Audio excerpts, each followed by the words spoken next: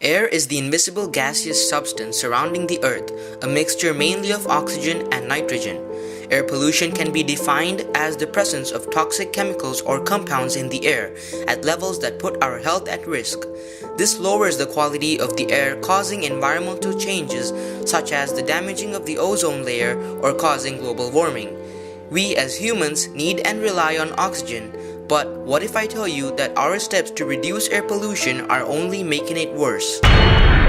There are many reasons that lead to and cause air pollution, such as emissions from industries and manufacturing activities, and then burning fossil fuels, especially for transportation in conventional cars, trains, planes, and almost every man-made transportation system except for electrical vehicles, and household and farming chemicals, such as fertilizers.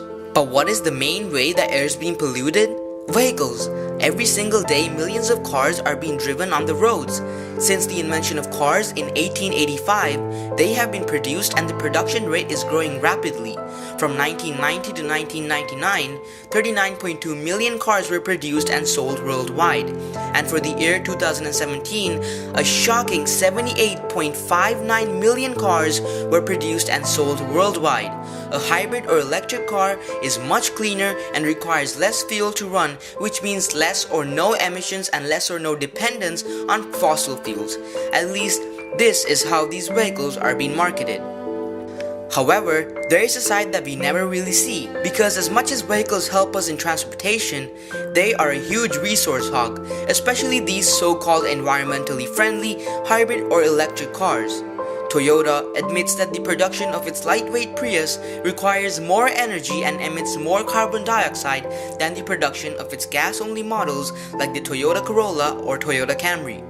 The major reason is because hybrids like the Prius include more advanced components than a conventional car, including a second electric motor and heavy battery packs. Experts estimate that 10 to 20% of a vehicle's total lifetime greenhouse gas emissions are released during the manufacturing stage alone. For a hybrid car, it is around 40 to 50%. The production wastage outweighs the saving that we are trying to do. Hybrid and electric cars require a lightweight body but still a powerful electric battery, but unfortunately, both nickel hydride batteries and the newer lithium-ion batteries rely on the mining of nickel, copper, and other rare earth metals. The production of lithium-ion batteries account for 2 to 5% of total lifetime hybrid emissions, and nickel hydride batteries are responsible for higher emissions, roughly 10 kilograms per hybrid compared with about 1 kilogram needed for a conventional car.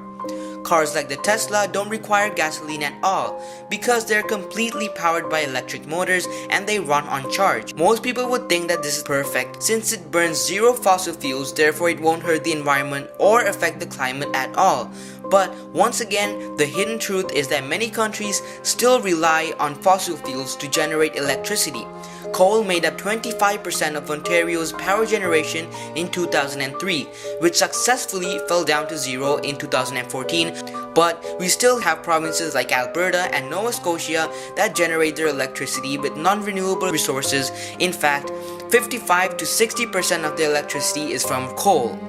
America has only 3 small states that are 0% coal powered. With electricity being powered by coal, and when we're trying to save as much as non-renewable resources as we can, electric cars are only making it worse. Elon Musk, being the great entrepreneur, has done a great job at making people think that Tesla is 100% environmentally friendly. Most of these rare metals needed for these electric cars are imported from countries like China. So on top of the mining, there's a lot of importing wastage. And to top it all off, once these electric and hybrid cars reach its lifespan, the battery needs to be replaced. In order to do this, the old battery must be disposed. However, there are not many recycling companies to cater to this industry. Electric machinery is not completely horrible. In fact, the technology is great. The most common hybrid Toyota Prius can sip gas at a rate of 2.5 liters per 100 kilometers, and an average conventional car would take about 6.2 liters per 100 kilometers. And of course, cars like the Tesla consume zero gasoline.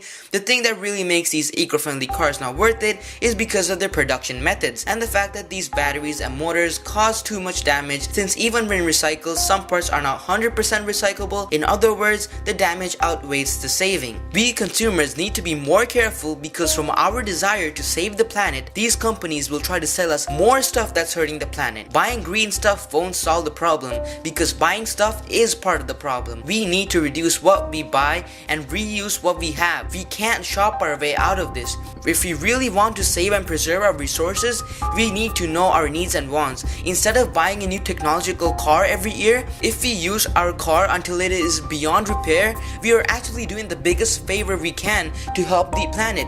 With every new car we buy, the more global warming we get.